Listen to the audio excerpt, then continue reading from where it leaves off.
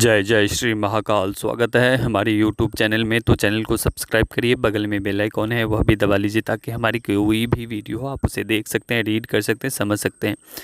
तो आज हम एक ऐसा शत्रु को बर्बाद करने वाला एक काले जादू का, शत्रु को तहस नहस करने के लिए कोई भी इस प्रयोग को कर सकता है, लेकिन सशर्त कर सकता है, सोच समझ कर सकता है, अनुमति लेकर कर सकता है। किस स्थिति में करना है वो समझाने के पश्चात आपको इसकी अनुमति मिलेगी। तो किसी भी प्रकार के शत्रु हो उसे आप बर्बाद कर सकते, नष्ट कर सकते हैं। तो उससे पहले, साधना बताने से पहले सभी दर्शकों से यह आग्रह करते हैं कि सभी लोग इस चैनल को सब्सक्राइब कर लीजिए और 11,000 सब्सक्राइबर होने में सहायक बने। क्योंकि हमने आज से कुछ समय पहले एक सभी को बताया था कि हम अपनी शक्तियों को बारी बारी से खोलेंगे, चाहे वो कैसे, हमारे पास जितनी भी प्रकार की शक्तियां हैं, सिद्धियां हैं, वो हम समय समय पर खोलेंगे आप सभी के लिए। उन सभी 11,000 सब्सक्राइबर के लिए हमें 50 लाख, 5 लाख, 10 लाख सब्सक्राइबर की आवश्यकता नहीं है। केवल हमारा सब्सक्राइबर 11,000 पूर्ण हो जाए तो उन सभी के लिए हम छोटी छोटी कुछ शक्तियों को हम खोलेंगे। जैसे ब्रह्म राक्षस, प्रेत, चुड़ैल इत्यादि की शक्तियाँ स्टेप बाय स्टेप पहले, दूसरे, तीसरे नंबर से खोलेंगे। और केवल उन सभी शक्तियों से कोई भी 3 कार्य, पहले लेवल में 3 कार्य, दूसरे लेवल में 3 कार्य, चौथे लेवल में भी 3 कार्य। तो इस प्रकार से लेवल बाय लेवल आप किसी भी शक्ति से 3-3 कार्य आप करवा सकते हैं। तो चलिए, आज हम साधना बता रहे थे, तो कौन सी साधना थी हम बता रहे हैं।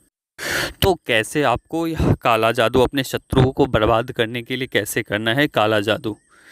सबसे पहले तो आपको एक मुर्गे की बलि लेनी है। मुर्गे की इसमें बलि अनिवार्य रूप से ही दिए जाते। कुछ ऐसी क्रिया, ऐसे अनुष्ठान, ऐसे प्रयोग होते हैं जिसमें बलि की आवश्यकता होती ही होती है।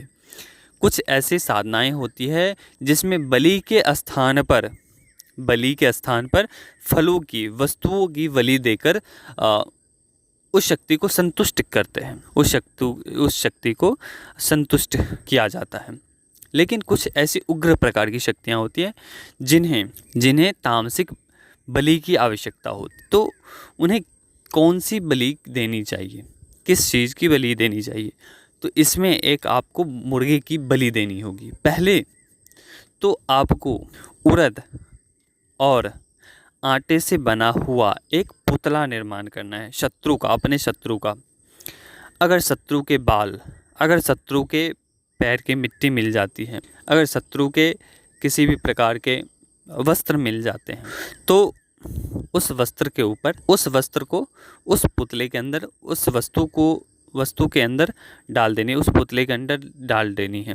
अगर मान के चलिए पैर की धूल मिल गई तो उसमें डाल दीजिए। तो पहले तो आपको करना क्या है कि एक नींबू लेने हैं, नींबू के अंदर सुई चुभोनी है, ठीक है, जो हमारे द्वारा मंत्र बताए जाएंगे वो पढ़कर। और वो करने के बाद आपको पुतला बनाना है।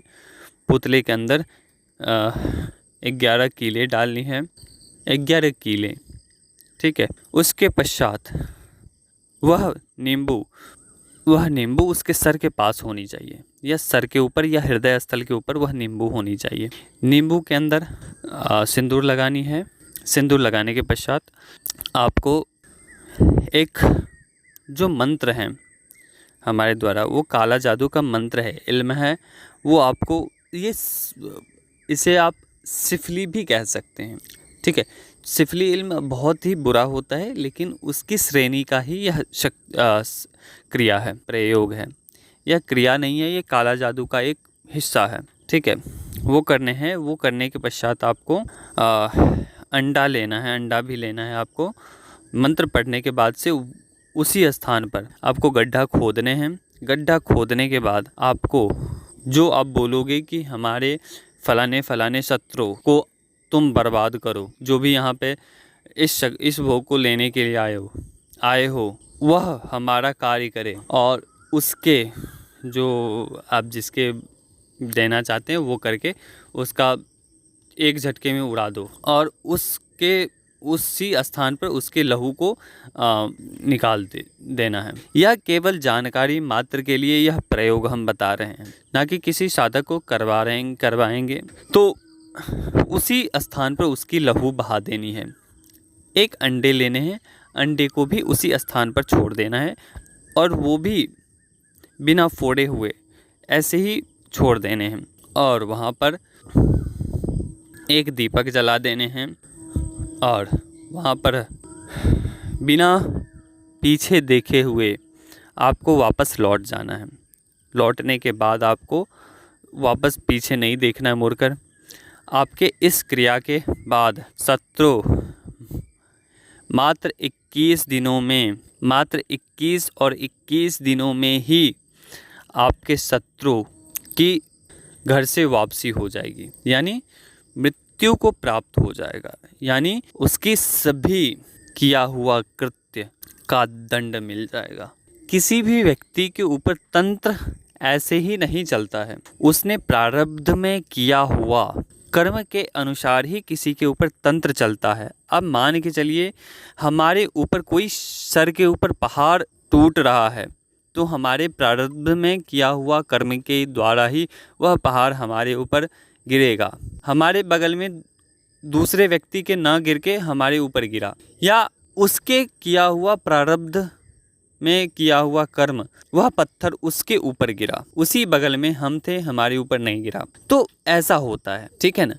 तो प्रारब्ध में किया हुआ कर्म के ही फल प्राप्त होते हैं, लेकिन मारने वाले से बड़ा होता है बचाने वाला, तो उसकी जय जयकार हमेशा ही रहेगी। लेकिन यह प्रयोग जो हैं ये बहुत ही तीक्ष्ण प्रयोग हैं और बहुत ही खतरनाक प्रयोग हैं। यह शत्रुओं को अपने रास्ते से हटाने के लिए ये सर्वोत्तम प्रयोग है, लेकिन खतरनाक प्रयोग हैं, सबसे बलिष्ठ प्रयोग हैं, काला जादू के श्रेणी के प्रयोग हैं, ठीक है। जो साधक करना चाहता है वह साधक पहले तो दीक्षा ले, उसके पश्चात ही इस प्रकार की उग्र प्रकार की साधनाएं करवाई जाएगी, साधनाएं सिखाई जाएगी। तो चलिए अभी तक के लिए अनुमति चाहते हैं। जय श्री महाकाल, जय महाकाली, जय भैरव। माँ महाकाली आप सभी के ऊपर कृपा करे, आप सभी के काम धंधे उन्नति हो और जल्दी आप सभी 11,000 सब्सक्राइबर में पूर्ण होने में सहायक बनेंगे। अनुमति चाहते हैं। जय श्री महाकाल।